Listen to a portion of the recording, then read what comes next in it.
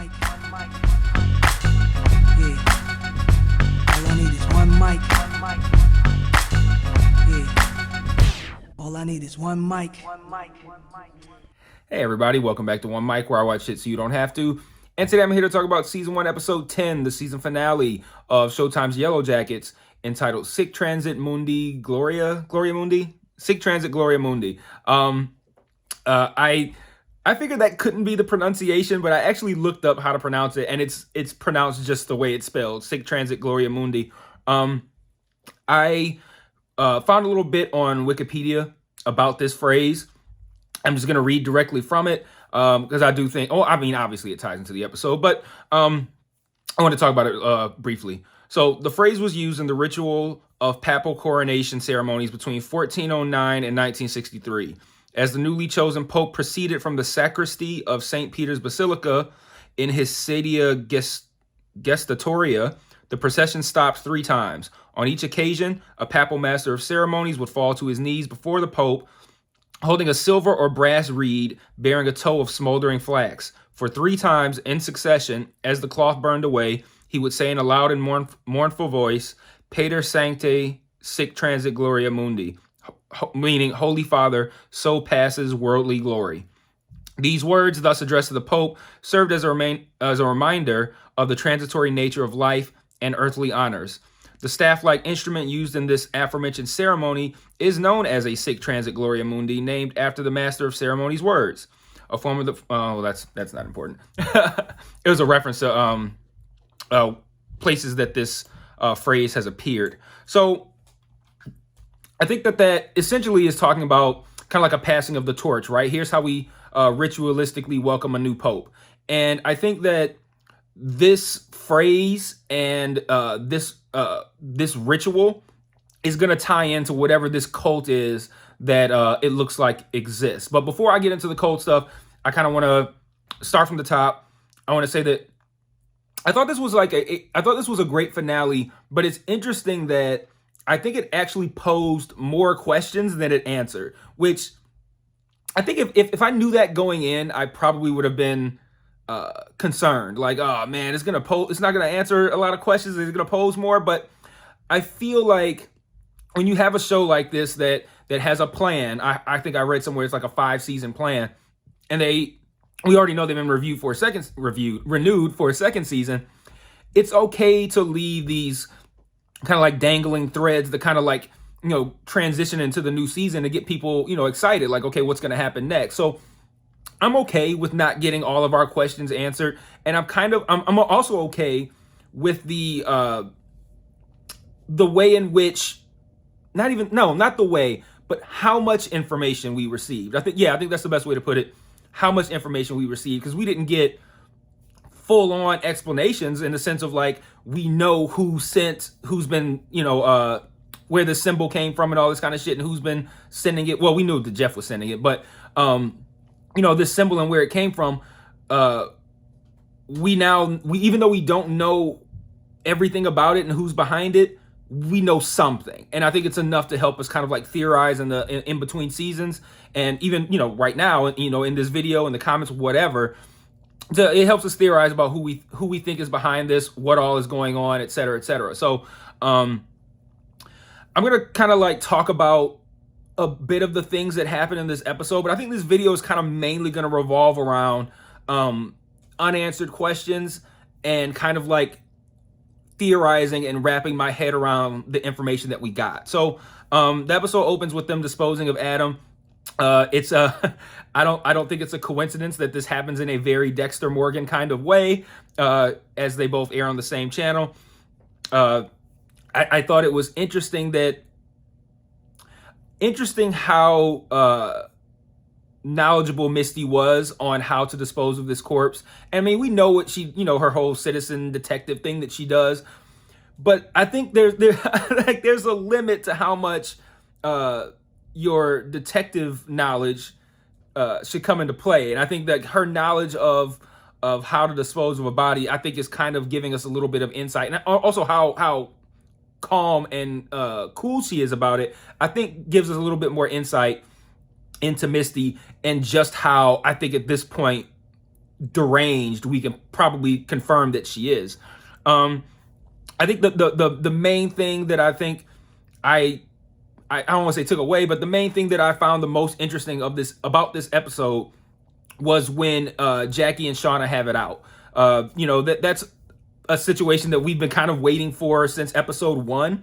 So, to have them kind of put everything out there in front of everybody and really have it out with each other. I mean, this was coming, right? And I like how I felt like they both made great points, right? There was a moment where Jackie's kind of pointing out, like, do you guys realize, like, what the fuck you did last night? Like you're just sitting around here eating bear, like, like shit's cool, like, and we're just gonna give thanks and all this kind of shit. Like, you motherfuckers were about to kill Travis last night, and you just pretended like this is normal activity. And so she correctly points that out. Her and Shauna argue over Jeff. Shauna correctly points out Jackie's kind of like self-obsessed nature. Saying like, I think the line that I think probably landed the hardest is when she says, "I don't even like soccer." like you dread, like, can you imagine you don't like soccer? Your friend peer pressures you or shames you into joining this soccer team with her, and now you end up in the woods eating bear. like, man, I wouldn't even be here if it wasn't for you. But I think that was a scene that we needed to have. I thought it was really good. Jackie, I think, is actually kind of correct in talking about how Shauna is jealous of her. And these are all kind of like teenage emotions and behaviors that were these adults behaving like this, I'd be like, why are you acting like children? But it's teenagers behaving like this, and I'm like, well, this is teenagers being teenagers. Like, this is what it is.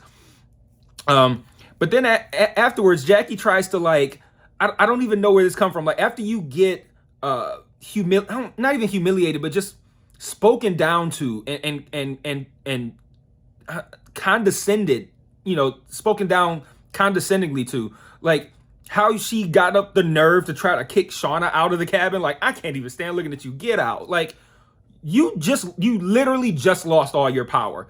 Like, you could have maybe done that, 20 minutes ago even, like, and maybe gotten away with it.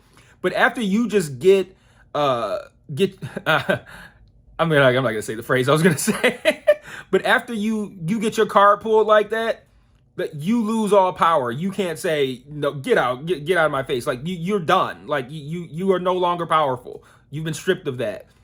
And Shauna says, like, no, this sounds like your problem. You need to get out. And Jackie goes. And one of the answers that we got, presumably, it seems like Jackie dies after freezing to death after a snowfall. And what's interesting about that is that was all her pride. Like, she didn't she didn't have to go. She was trying to save face. Like, she tried to kick Shauna out. Shauna's like, fuck you, I'm not going anywhere. You can go. And then then the pride kicks in. Like, I either relent or I defiantly go. And Jackie defiantly goes. She defiantly stays out there. She didn't have to be there. And that was her pride. And I think that was when you get dressed down like that in front of everybody, I think the natural tendency for most people, but especially teenagers, is to try to save face. And she tried to save face, and that was not the time to let your pride get in the way. There was one moment before that, though, that I want to briefly talk about, because I just thought this was such a ridiculous line, that, in a good way, such a ridiculous line that I had to rewind it so I could listen to it again and just laugh. But as everything's coming to light, it's at the very beginning of the episode where everyone's kind of like waking up from the shroom, waking up from their shroom trip, and the girls return to the cabin, and Shauna asks, "Where's Jackie?" Jackie comes out, and they argue a little bit, like, what the fuck was going on last night, and Coach says, we're probably all didn't say some things we regret or whatever because of the shrooms, and this one the girls find out that they were drugged, and it comes out that Misty did it. And Mari, in full fucking, like, fur shawl on and fresh off of complete psychopathic behavior, looks straight-faced at Misty and goes, "Do you have any idea how crazy you are?" I'm just like, what? Like, you are literally still, like, you are wearing, like, a fur shawl, and you just got through with like a blood orgy kind of thing, a ritualistic sacrifice kind of thing, and you calling somebody else crazy? Like, man, that line tripped me the fuck out. I'm like, you got some nerve. Like, yeah, Misty is crazy, but you are not in any kind of place to say it. It's especially just maybe if a week had passed, but not the next morning. Like, fuck out of here. I don't like Mari, by the way. Like, I feel like Mari is one unjustifiably mean when you're not even a main character on the show. I barely remember your name. Like the whole season, I've been confusing her with Lottie for the most part. Like they look the same to me. I'm just like, Mari is such a tertiary character, and for her to like to just be so arrogant, like you have any idea how crazy you are. Like okay, that was hilarious to me. So. We also spend time at the reunion. We see Allie again, and if you recall, Allie is the one who, the freshman who got froze out. Who Taissa wanted to freeze out in the first episode, and ultimately ended up breaking her leg, and she didn't end up on the plane.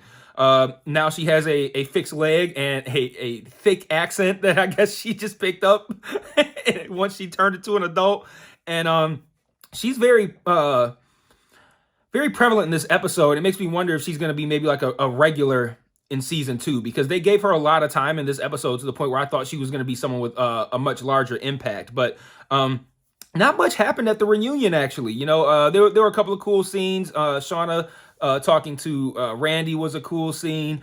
You know, when they walked in, I thought that was pretty badass. Their little slow motion intro with everybody looking at them and shit. Like, I thought that was pretty cool. But not too much came out of the reunion, except for at the very end of it, at the very end of what we saw anyway, Allie does this kind of like slideshow for the team, and they linger on this picture of Jackie. And I'm sitting here like, okay, I still don't know what happened to Jackie. And they're even still speaking in ways that she says like, she's not with us right now. Like, I love how every time they wrote something that referred to Jackie in the past tense, it was always unclear whether or not she was dead or just not around. Like, the immediate interpretation is that she's dead, but that's just based on everything that we've seen on this show.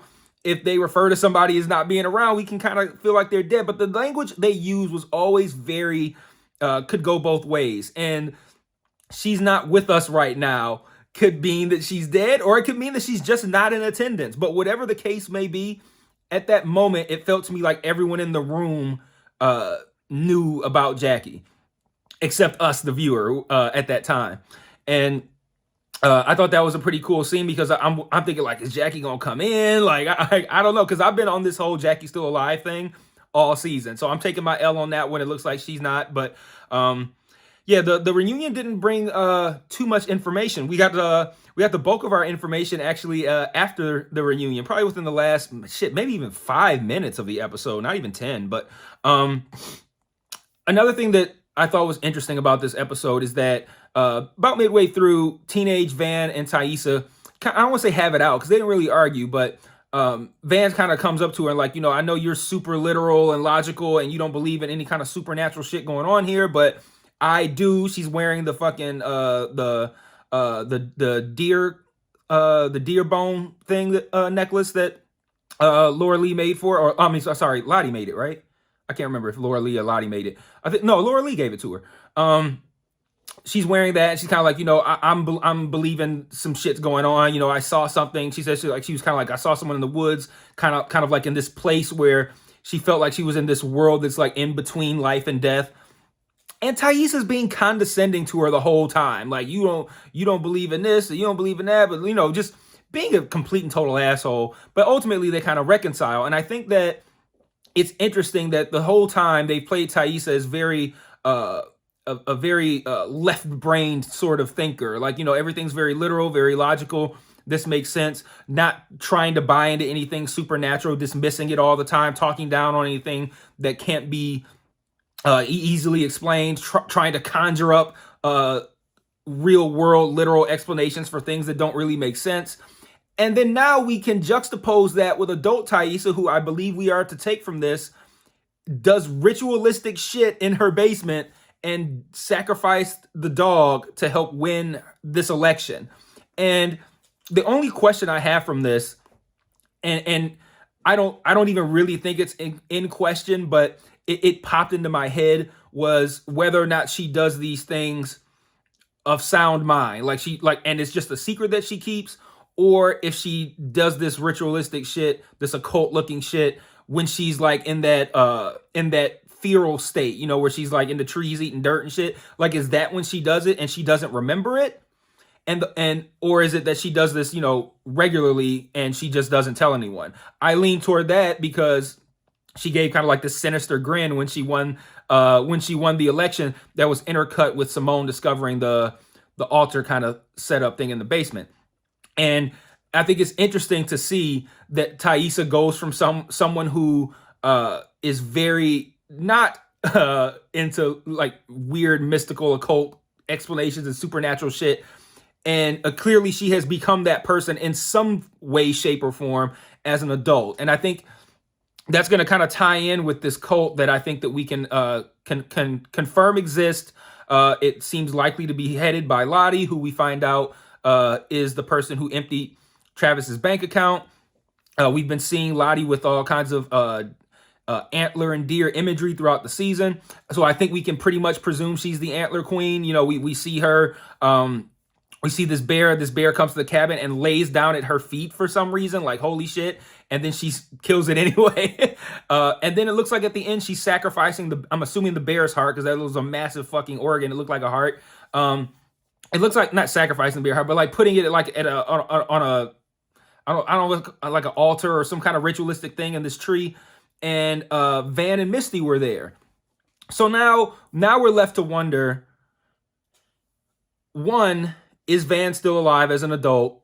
Two, is she involved in whatever this cult is that just kidnapped Natalie at the end, that wears the symbol on the pendant? And three, is Misty part of this cult as well? It could be. Is Misty involved in all of this? Who knows? But that's one of the many questions that I think the show has left us to find out the answers to in subsequent seasons. Let's see. So now I'm going to get into some of the thoughts that I have, just kind of like questions or things that were left open to interpretation, whatever. I think this is the kind of the stuff that's really going to be discussed in between seasons. So my first thing is Lottie the Antler Queen. I think so. I think at this point they've leaned into that far too hard to make that kind of like a twist where it's like, oh, it's not Lottie. We know that must be. I think we're to take away from this that she is, and I don't think it's a trick. I think she really is the Antler Queen. But now also we have confirmation that in the very opening scene, the girl with Jackie's necklace that falls on the trap, it ain't Jackie. So who is it, and how do they get the necklace? That's a good one hanging over for season 2. Other question. So at some point in the episode, Jackie has like kind of like a vision. I'm thinking maybe this is probably happening while she's freezing to death. She's probably like tripping out or whatever in her sleep. And she gets hot chocolate. Laura Lee is there. Travis is there. And we know Travis isn't at the cabin. And the shadowy figure, dark, guy in the dark we've been seeing, who I've always assumed is the person who was in the cabin before them, appears and says something like, glad you joined us, or something like that. I don't know what to take from that, but this guy is going to be a factor in season 2. So curious to see who this guy is. So obviously the next big question is, who are these people in this cult? I did like some pauses on the scene where they come in to take Natalie. I didn't recognize any faces. They purposely tried to make it so you can't see. I think it was 3 people that came in there, 2 women and 1 man. And the 2 women, you don't get a good look at them. I paused it. I got a pretty good look at one. Not anybody that we would know. I got an okay look at the other woman. I don't believe that's anyone we would know. And then they intentionally gave us a good look at the man. So I think the man's going to be a major player probably in season 2. But this cult, they're wearing the symbol. And you got to figure Lottie is the leader of this cult. These people are in it. And it's just a matter of who else is involved and getting a little bit of why answered in subsequent seasons as well. I already mentioned Taissa doing this kind of like occult shit after being the super literal person. So we still need to know what happened to Travis. this cult probably killed him, but why? We still need to answer to that. We have the Natalie was right, or tell Natalie she was right, something like that message from Travis before he died. We still need to find out what that meant, because whoever this is that kidnapped Natalie and presumably are also the people who killed Travis, Natalie must have said something at some point to Travis in whatever time gap between what we've seen in the woods in the cabin and his death. She must have said something to him that must have clued him in on these people who came to kill him. So still a lot to be discovered there.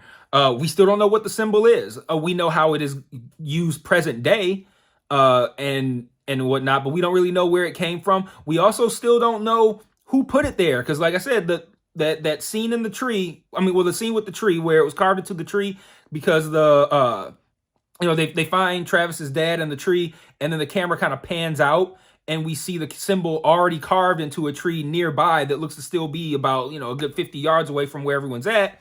So the symbol was already there.